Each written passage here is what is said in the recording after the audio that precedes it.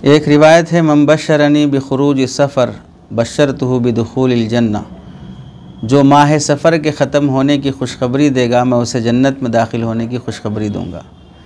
यानी जो लोग माह सफ़र को मनहूस समझते हैं और उसमें निकाह नहीं करते, कोई अच्छा काम नहीं करते, तो वो उन लोगों ने महीने को मनहूस बना दिया और ख़ुद के अमाल मनहूस होते हैं, ख़ुद मनहूस होते हैं। उस पर उस नहुसत को अपने सर पे लेने के बजाय उस पर भी मुस्तकिल एक हदीस घड़ दी। इस रिवायत को अल्लामा इस्माइल हक़ी इस्तंबुली ने रूहुल बयान में नक़ल किया है और बिला सनद के नक़ल किया है। इसके अलावा मसनवी शरीफ में भी है और अल्लामा इब्न ख़तीब क़ासिम रोज़ुल अख़ियार में भी नक़ल किया है। सब मुहद्दिसीन के नज़दीक इस पर कलाम है, सब ने इसे मौज़ूआत में शुमार किया। अल्लामा सगानी ने मौज़ूआत में, अल्लामा अजलुली ने कश्फुल ख़िफ़ा में, अल्लामा शौकानी ने अल-फ़वाइदुल मजमुआ में इसे ऐसे हाफिज़ अबू हफ्स सिराजुद्दीन क़ज़वीनी मशीक़तुल क़ज़वीनी ला अस्ल लहू फरमाया। अल्लामा मुल्ला अली क़ारी ने अल-असरारुल मरफ़ूआ में ला अस्ल लहू कहा है। अल्लामा क़ाऊजी ने अल-लुलुल मरसूअ में ला अस्ल लहू कहा है। तो हासिल है कि रिवायत मनगढ़ंत है, बयान नहीं करना चाहिए। जो लोग भी, चाहे ये रिवायत हो या चाहे कोई और दूसरी मौजू रिवायतें जो अब तक आई हैं, वो आवाम जो बोलती है ना, वो बेचारे उतने ज़्यादा कसूरवार नहीं हैं। तबलीग के साथी हों या कोई दूसरे आम ख़तीब हज़रात हों, हुफ़्फ़ाज़ अइम्मा इकराम हों या फ़ज़ाइल बयान करने वाला तबक़ा हो, चूँकि वो लोग पढ़ के थोड़ी बोल रहे हैं, वो सुन के बोलते हैं। रही बात है कि इसमें सुन के बोल रहे हैं, तहक़ीक़ करना उनके ज़िम्मे होता भी नहीं है कि वो तहक़ीक़ कैसे करेंगे।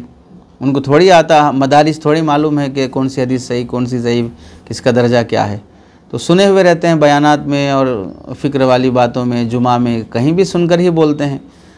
रही बात है कि उलमा जो बोलते हैं उनकी ज़िम्मेदारी रहती है कि वो तहक़ीक़ कर लेना चाहिए ऐसे मौके पर।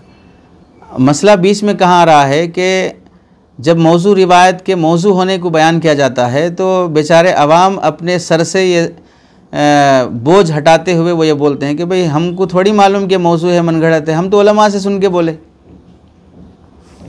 तो इसके असल ज़िम्मेदार तो उलमा हैं, उनको ऐसी रिवायतें बयान ही नहीं करना चाहिए। तो ये अपने इस गलती को क्या करते हैं, उलमा पे डालते हैं। अब उलमा की ज़िम्मेदारी थी वाक़ियतन कि वो भाई तहक़ीक़ कर लेते, लेकिन मसला क्या है कि उलमा भी इस तरह की बातें आम तौर से वो जैसे बिलखुसूस जमात में जो बातें होती हैं वो पढ़ के नहीं बोलते हैं, वो भी सुन के ही बोलते हैं। तो वो नतीजतन वो अहले इल्म हज़रात भी अपने से पेशरो जो फ़िक्रमंद, ज़िम्मेदार, तक़ाज़े वाले साथी जो रहते हैं उनसे सुन के वो, चूँकि एक मौजू है ना, वो जैसे इल्म एक मौजू है, तसव्वुफ़ एक मौजू है, तबलीग भी एक मौजू है। तो तबलीग में जो बातें बोली जाने वाली हैं वो अहले तबलीग से ही सुनेंगे। तो ये नए जो साल में निकलते हैं या जमात में निकलते हैं तो इनको मवाद कहाँ से मिलेगा, वो तसव्वुफ़ और खानखा से तो नहीं मिलेगा। तो ये इन्हीं बड़े और पुराने हज़रात से सुन के वो बोलते हैं, उनसे सुन के आवाम बोलती है। तो नतीजा है कि घुमा फिरा के एक ही चक्की के दो पार्ट हुए हो। अरे समझे, बुनियादी तौर पे ज़िम्मेदारी बहर सूरत अहले इल्म पे आती है कि भाई तहक़ीक़ कर लेना चाहिए। बाकी है कि अब तक जो बयान कर दिए, गुनाह हुआ नहीं हुआ वो तो अल्लाह को मालूम है। तौबा और माफ़ी का दरवाज़ा तो खुला हुआ है। आइंदा से बयान करने में एहतियात करना चाहिए।